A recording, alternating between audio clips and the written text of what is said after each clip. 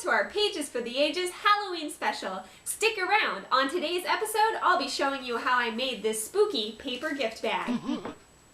Did you hear that?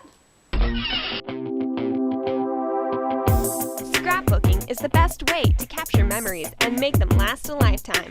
But how do you get started without spending a fortune? Pages for the Ages is here to help you out. Hi, I'm Jennifer Newman, and I'm excited to show you how I made this paper gift bag. What's really great about this project is any beginning scrapbooker can do it. You don't have to own a Cricut machine, you just need some basic supplies and a little bit of time. You could use these gift bags if there are some special neighbor kids who are going to come by trick-or-treating. You might want to have a special gift bag for those kids, or if you're still in school, you could hand these out to your classmates. So there's a lot of great uses for a cute little gift bag like this one. Plus, you don't have to make it in the Halloween theme. On my scrapbooking website, I'm selling these wedding-themed handmade paper gift bags, and I'll talk more about that later. Well, let's go ahead and get started. Here are the supplies you'll need for this project.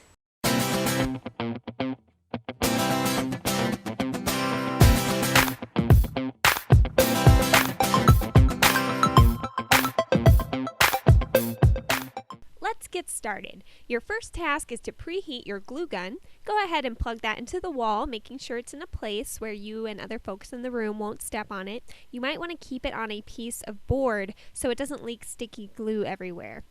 Next, take out a piece of cardstock, and we're going to trim it to 8.5 by 11 inches. That is the standard US printer paper size. I chose those dimensions simply because that's what I experimented with, and that's the bag size that I came up with. You could certainly make it in a larger size. You would just have to do the math yourself to figure out what measurements you would need to make. Take your time when you're making these measurements. You want to make sure you're accurate so that your bag isn't all wonky and it will sit correctly. Once you've cut your paper to 8.5 by 11 inches, you can put your paper trimmer away. For this next part, we're going to be making more measurements, and if you're using textured cardstock like me, you'll want to make sure your markings are on the smooth side. That is, we want to make our markings on the side we don't care about, the side that's going to be on the inside of the bag.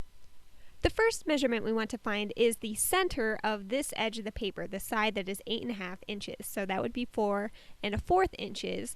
But I find it's easier just to fold the paper in half, and that way you know for sure you've hit the middle mark. Now, if you don't want that crease, you're going to have to use a ruler to mark out the middle. Once you've found your center fold, you want to go ahead and mark 2 inches on either side of the middle. So that means you're going to have a 4-inch gap with 2 inches on either side of the middle. Next, you can go ahead and fold the paper on those markings you just made. This is going to divide our cardstock into 4 sections.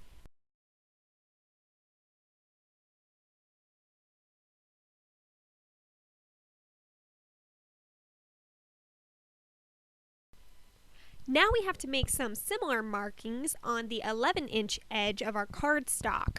I'm once again going to find the middle mark by simply folding my cardstock in half. If you don't want that crease to appear on your bag, you can simply use a ruler to mark 5.5 inches. Once I've found my 5.5-inch mark or middle mark, I'm going to use a ruler to mark 1 inch on either side of that point.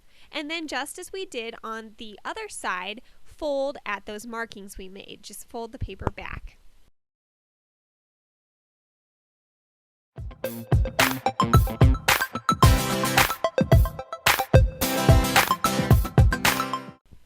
We are nearly finished. Our next task is to take out a pair of regular scissors, and we're going to make 4 minor cuts into the bag. It's much easier to show you than to explain where those cuts should be made. And once that's completed, you can fold your bag together. Now we can begin to decorate our bag. This is much easier to do when the bag is flat rather than when it's glued together. For instance, you may want to take out a pair of crafting scissors to give your bag a decorative edge. So I didn't have a lot of time, but I did some basic decorating on my Halloween themed bag. So you can see the result here. Notice how I didn't decorate the bottom panels, the side panels, because those are going to be hidden when I fold the bag together. The last step is very self-explanatory. Just use your hot glue gun to glue the flaps down and fold the bag together. Just a word of warning, be careful with your hot glue gun. You can burn yourself with it. Here's my final product.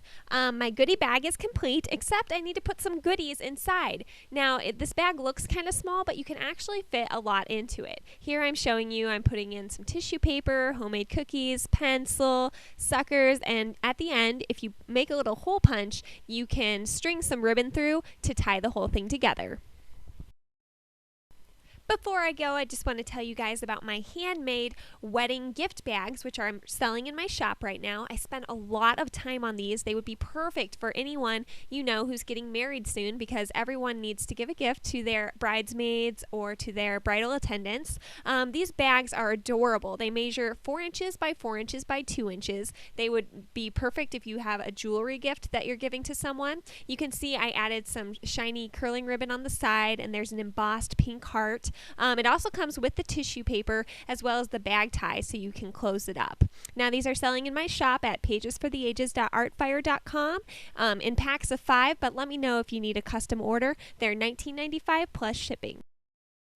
Thanks for joining us for another Pages for the Ages scrapbooking tutorial. We look forward to seeing you next week. Have a happy Halloween! Ah!